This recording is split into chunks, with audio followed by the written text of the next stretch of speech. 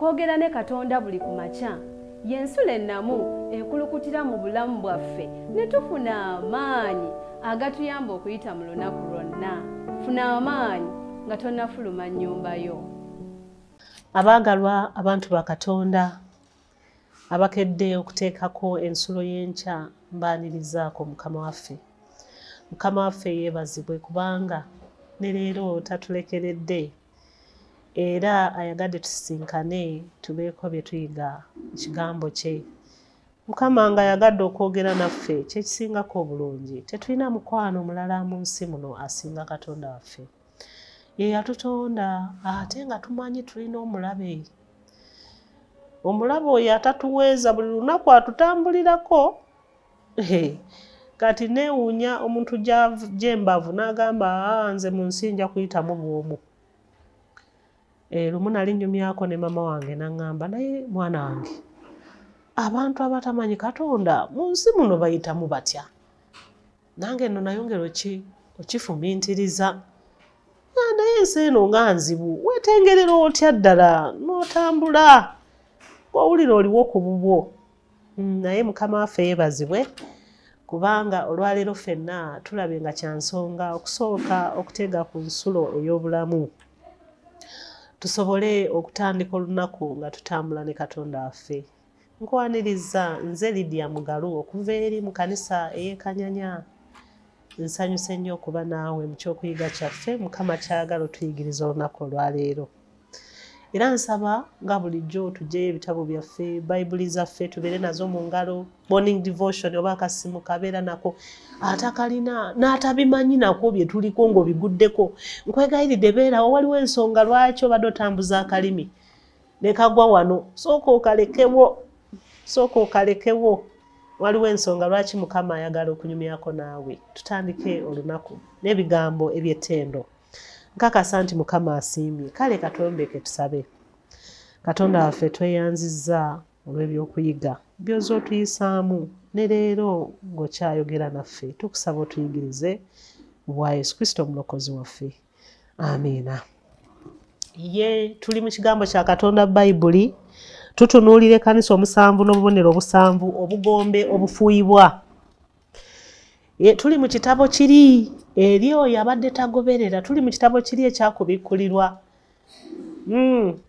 Manyi waliwo ebitabo bibiri ebitera okusumbuwa abantu, Danyeri kubikkulirwa. Naye Mukama wa kisa nnyo, talina kyayagala kitukaluubirire. Era byonna yabifunira. Ate yakiwa n'ekigambo ekirungi okubikkulirwa. Waliwo ebyabikkibwako naye Mukama n'abikola ki? N'abibikkula. Yabireeta mu formats ez'obubonero ezaki. Naye nga bwe wettanira okubiyiga Katonda waffe y'ensonga n'olwaleero lwaki agenda kubibikkula tubitegerere ddala. Tuli mu kitabo kya kubikkulirwa essuula ey'omunaana. Tukyeyongerayo mu maaso. Jjo twalabye nti ekizikiza ne kikwata mu ttuntu, darkness at noon. Twatunuulidde ebiseera bya dark ages.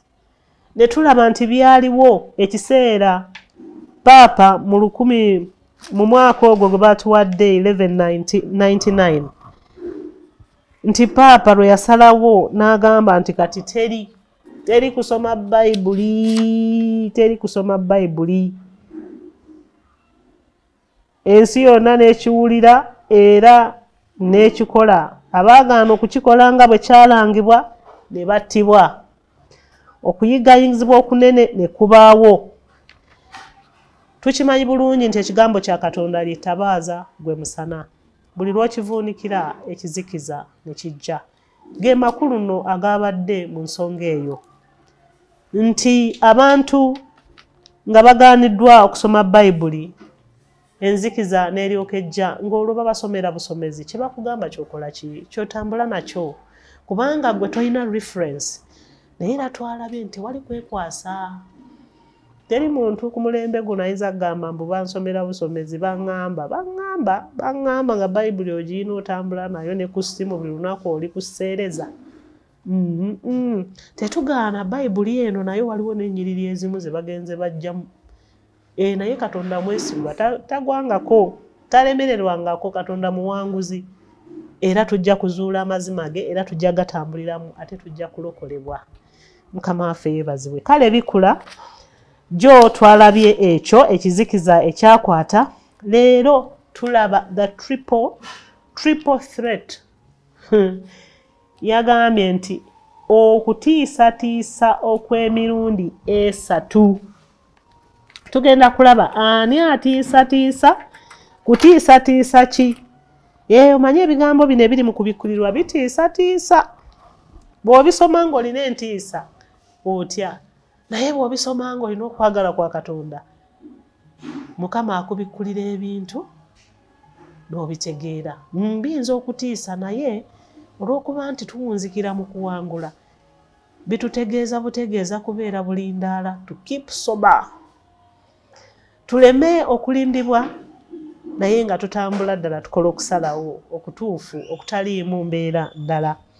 Kaakano nno okutiisatiisa okw'emirundi esatu kwe kuliwa triple threat. Kubikulirwa 8:13. Wagamba watya? Katusomeyo. Kubikulirwa 8:13. Katusomeyo. Wagamba bwe wati.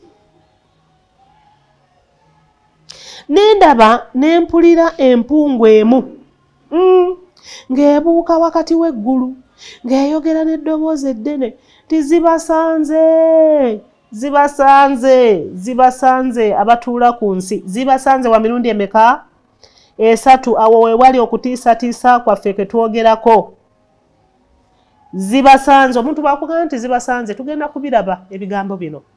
Zibasanze ogusooka, zibasanze ogwokubiri, zibasanze ogwokusatu. Kwe kutiisatiisa okw'emirundi esatu kwe tuli mu kutunuulira wano.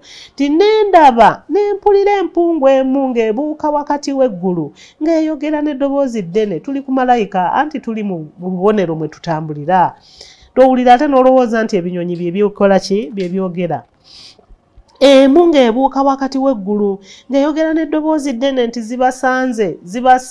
zibasanze abatuula ku nsi olw'amaloboozi agasigaddeyo ag'akagombe k'abamalayika abasatu abagenda okufuuwa. Kitegeeza tulabye obugombe obuna obwo buwedde. Buli kamu tuzze tukalaba buli lunaku. Tuli tubuzaayo obugombe busatu busobole okuwera 7. Naye ono ku kyokuyiga ekyolwaleero kitulabula ku bugombe obugenda okuddako. Tizibasanze olw'obugombe. Kakati nno tuyiga ku buno naye tosubwa ekyokuyiga ekiddako enkya. Kubanga mwe tugenda ate okulabira obugombe obwo. Naye katusooke tulabe okutiisatiisa kuno.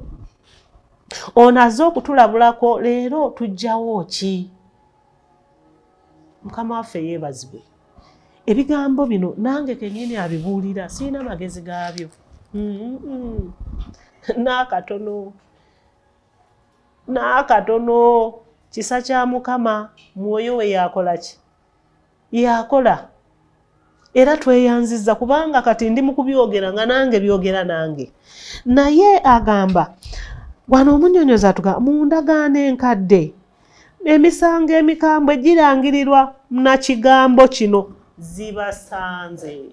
Mu ndagaano Old Testament enkadde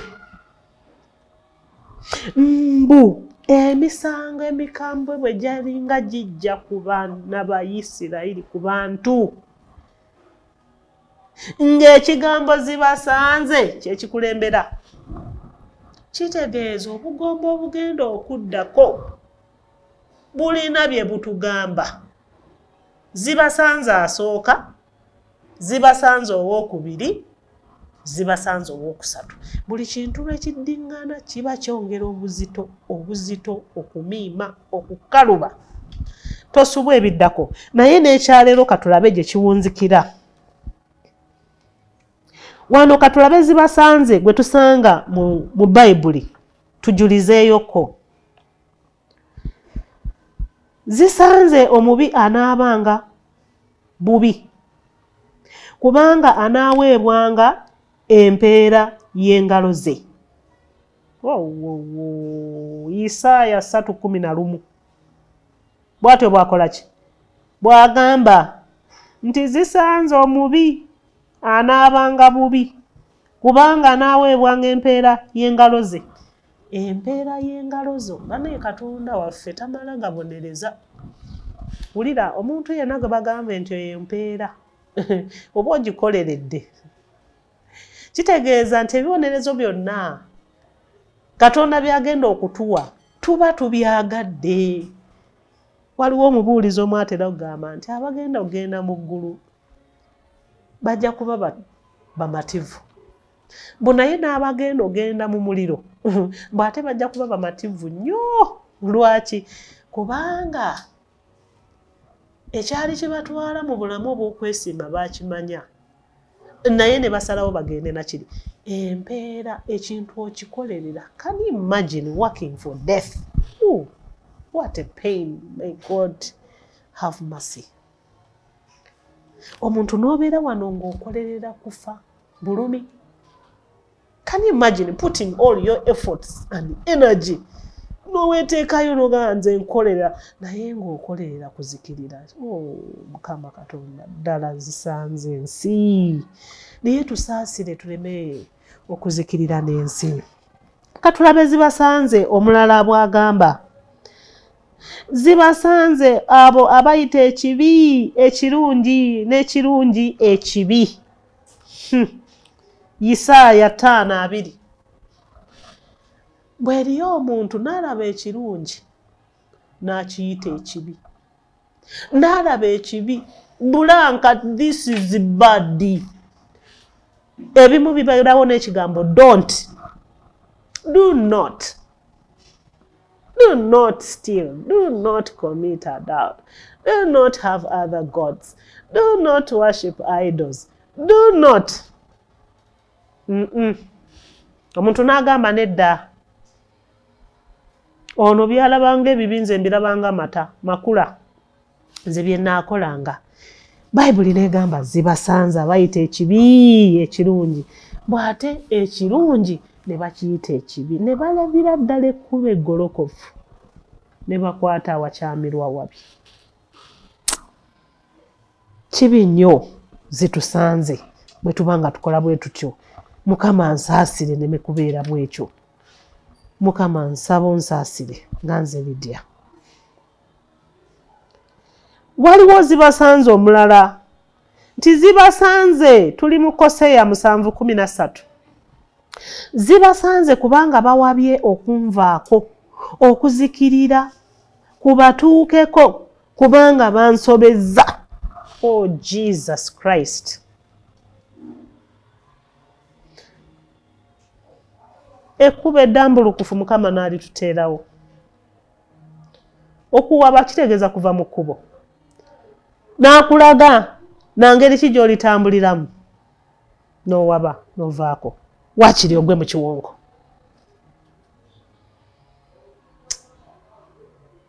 Ebigambo bino mbyogera nga mpulira bigambo bizito. Okutiisatiisa okw'emirundi 3. Mukama n'alyoka agamba nti ne bawaba okunvaako okuzikirira kubatuukeko kubanga bansobezza. Can you imagine? You look for Mukama tusaasire, Mukama tusaasire. Ekkubo eddambulukufu ne tuliraba n'olitulaga. Mukama wange otusaasire. Ekkubo ne balikulaga erikutuusa mu mirembe n'owaba. Ne bakulaga n'engeri gy'olitambuliramu n'owaba. Ne bakugamba nti eyo waliyo ekiwonko, bugwayo tovaayo ojja kufa, n'ogamba no. Waliwo n'okuwaba naye okw'okusalawo nti nze naakwata lino. Mukama atusaasire zireme kutusanga. Era nga bwe tunaatera okukizuula ti obugombo obusatu obuddako obuyitibwa zibasanze bwakwongera okulaga ekibonerezo ekikambwe ennyo ku Luumi. obuyinza obugamba nti businza Katonda naye nga bukyusizza okutya Katonda ne bussaawo obulombolombo ate mu kusinza okw'amazima ne bussaamu emikolo egy'obulimba. Mukama tusaasire mu kifo ky'aboonoonyi okwatula ebibi byabwe eri Katonda nga bamanyi nti tulina omuwolereza kitaffe Yesu Kristo omutuukirivu nga Yokaana ekisooka olunyiro olwokubiri essula ey'okubiri olunyiro olusooka. Omuntu yaweebwa omulimu ogw'okugaba. Omuntu yaweebwa eri Bayibuli egamba nti Kristo yasonyiwa. Mujjukire naye naye bwe yasooka okwogera ku kigambo eky'okusonyiwa ebibi abaamuliko beekanga kuba bamanyi kiri waani wa Katonda nga tebannaba mukkiriza ngamba Yesu Kristo. Naye njagala okutegeeza ng'ensi yonna ddala ekikkiriza nti Katonda yasonyiwa. Naye kanisa eyo eyogerwako yasalawo obuyinza obusonyiwa ebibi ebuteeke mu muntu. Ogenda wa muntu n'omwenenyeza n'akusonyiwa. Zisanze. Obulimba ne bugattibwa abantu ne beerungiya ne beefuulira ddala abasinza Katonda ne bagamba akatuteekewo ekifaananyi kya kusinza Katonda naye ng'ebikolebwamu bityobola Katonda. Mukwano ampuliriza, bw'owulira ebigambo ng'ebyo onyiiga. Nze okuba njogedde ng'ebintu ebyo bikubamu akafaananyi biriwo ddala ng'obiraba by'olimu by'okola n'onyiiga kati n'obusungu oyinza n'obuteeka ku nze ayogera. Nze ompalanira bwereere, nze sirina mutawaana. Ndi ddoboozi eritumiddwa okuyisaawo ekigambo kya Katonda. Si byange, sibinaako buyinza. Naye okulabula bwe kuba kukutteko n'obulya nga kukulumye. Manya ddoboozi lya Katonda mwoyo we yakola. Tokyawanga kigambo kya Katonda. Tokyawanga Bayibuli. Tokyawanga kulabulwa kwa Katonda. Wabula kisa kye kimuleese mu matuugo, mu mutima gwo, emmeeme eyo. Omulabe Sitaani yayinza okusitula obukambwe mu mutima gwo. Okyawe ayogedde amazima. Naye omwoyo wa Katonda bw'anaatuula mu ggwe ogenda kwebaza Katonda. Ogambe weebale Mukama onnoonyeza mpaka lw'onzudde. Tondese kuzikirira mu butamanya. Naye ontuusizza leero n'entegeera. Nsaba Mukama atuwe omukisa. Nsaba Mukama atuwe omukisa ng'okulabulwa nga kuno kuzze. Obadde weenenyeza muntu. Tulina omuwolereza omu Yesu Kristo. Omuntu yenna takulimbanga nti kati ye Yesu w'oku nsi n'akatono. Ekyo Kristo tetwakirabako yadde mu batume be abaasigalawo. Tewali yakikola. Oli bwe baamugamba okunywezanga baganda be, tebaamugamba nti kati ofuuse Yesu. Nedda n'akatono, tetulina Yesu mulala. Yesu tulina omu, Mukama waffe Yesu yalinnya mu ggulu. Era yali agenda yatugamba, ngenda balekera omubeezi ye mwoyo muki mutukuvu. Teyatulagaayo musika mulala. Mwana wa Katonda okulabula nga kuzze gy'oli, tokyawanze, toyasa TV. Tojjaako mukutu. Katonda akwagala. Kyavudde agamba nti olwaleero omwana wange kamutuuseeko obubaka buno. Obubi buno bwalabirako ddala bwalimu, abuveemu abudduke, adde mu kitangaala. Atambulire mu kkubo eritagenda muwabya mutuusa mu kuzirikirira. Mukama waffe yeebazibwe. Ebibi byo byonna byenenyeze Mukama Katonda wo. Yesu Kristo tuli connected. When he died for us on the cross, Mukama yatangirira ebibi byaffe. Yateekawo olutindo olutuggusa. Essaala yeewulirwa. Omuntu yenna takulimbanga ti muntu muno yagenda okusonyiwa. Ebyo byonna bye bimu ku njigiriza ez'obulombolombo ezijja ne zeerimbika mu mbeera y'okusinza Katonda naye nga tusinza bantu. Kandabe wano nsomeyoko okweyongera okubaako bye twogera wano nga tunaatera okumaliriza. Era obutali butuukirivu gye bukoma okweyongera n'emisango gye gigenda okukoma okweyongera. Tuli kubiri okutiisatiisa zibasanze. Jjukira nti Katonda yawa ekkanisa eyo obudde obw'okwenenya kubikulirwa 3:21 abantu beebuuza lwaki Katonda aleka obubi ne butambulanga ng'alaba. Katonda akuwa ekiseera kubanga tayagala muntu yenna kuzikirira. N'oyo omuntu omubi gw'owuliranga gwe wakyawa bayirayo musonyiwe kuba Katonda we yamulaba muli ku levo y'emu. Era Katonda akyamuwadde obudde kuba naye amwagala asonyiibwe. So Katonda kwagala kwe kumutawaanya. N'okutuusa leero ky'ova olaba nti era aleeta okulabulwa. Katonda mu kubikulirwa 3:21 agamba ateekawo obudde okwenenya. Emisango gino gyali gigendereddwamu kuleetera ekkanisa eyeewaggula okwenenya, naye ebyembi yagaana okwenenya. Mu butuufu ekkanisa eyo okufaananako ne Falaawo Misiri mu biseera bya Musa yakweyongera okukakanyala okutuusa ku nkomerero yennyini kitalo. Kristo lw'alijja okuzikiriza amaanyi gano n'omukka oguva mu kamwa ke, era gw'alizikiriza n'okulabisibwa kwe. Ebyo bw'oba oyagala reference gendako mu Bassekabaka 2:8. Naye weetegereze engeri zibasanze bwalangibwa kuba bantu babeera nga balabulwa naye nga tebawulira. Batugambye ekyokulabirako eky'ekkanisa ey'Emisiri ekya Falaawo mu Misiri nti ekkanisa eno eringa bw'etyo mbwera egenda kakanyala ne bwe banaayogera ebyenkana batya kubanga omulabe n'obukaawu byonna biri omwo n'amaanyi yagawamba n'egezza neyeerimbika mu bwa Katonda. Ne Falaawo ekifaananyi mukijjukira bulungi. Falaawo bwe baamulabulanga ne bamuwaayo kano n'ayongera akakanyala okutuusa ekiseera Mukama lwe yagamba ekimala kikola ki? Kimala. Abaana bange tubakamba kwakkule mbajje Misiri mbatwale. Era byamutuukako Falaawo. Ekifaananyi ekyo kituwe ekyokulabirako. Naffe nno ate kituwe essuubi nti newankubadde omukono gwa Falaawo gwanywera nnyo naye era omwana wa Katonda Abayisirayiri baakwakkulibwayo.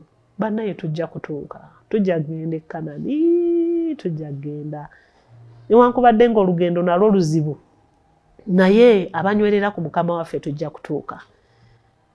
Omukono gwa Falaawo ne bwe gunaanyweza teguyinza kuwangula ekkanisa eyeerimbise mu kusinza Katonda ng'era etutte n'obuyinza obulaga nti yeefuga ensi yonna. Esobola ogenda era egenda kubanga yalangirirwa nti egenda kwongera okukakanyala mpaka ku nkomerero yegenda okubeera climax representing Satan okuyimirirawo mu kifo kya Kristo. Kitalo nnyo, kitalo ddala. Mbyogera ne mpulira nga neekanze kuba ndaba amaanyi omuntu gy'agajja n'ayimirirawo bw'ati. Amaanyi ago nno sigage mujjukirewo omuwudu obukaawu. Kitalo nnyo. Gye twatandikiddeyo gye twasanze ebyo bye njogeddeko. Eyabisubiddwa nedda tova ku mukutu yongera mu maaso n'okuwuliriza. Tugenda kuwunzika. Kaakano tugenda kuyingira mu kitundu ekisinga okulabula. Okukaluba ate. Mu kitabo eky'okubikulirwa Katonda atuwa amaaso g'omwoyo n'amagezi nga tusemberera obugombe buno obusatu. Mujjukire olwaleero tubadde ku bugombe nga batubuulira nti ebiddako bya bugombe buli obusembayo obusatu. Jjukira bonna mutoto buli 7. Obuna twabulabye. Leero batulabula ku buno obuddako nti buka.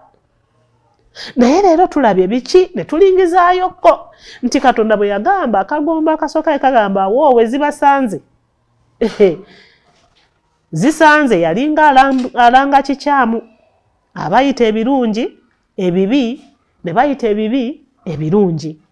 Abalungamizibwa mu kkubo ne balivaamu ne bawaba ne bakwata eryabwe. Zibasanze, zibasanze. Mbu zisanze omubi anaabanga mubi kubanga anaaweebwanga empeera ye ey'engalo ze. Nti tubikolerera. Zikusanze ava mu kusalawo okwo. bw'oba osazeewo bulungi tezigenda kukusanga. Kati n'okulabulwa okufaanana ng'okwo onookusangawa. Saba Mukama atusaasire zireme tusanga kubanga twagadde nnyo n'atulabula. Kale twewombeeke olw'okusaba. Katonda waffe oli mulungi. Weebala olw'okutulabula nga toyagala tuukibweko kabi. Tukusaba Mukama oyongere okututembeeta. Ku nkomero tubeere bawanguzi, tuleme okuzikirira mu nsi eno. Ku bwa Yesu Kristo omulokozi waffe. Amiina.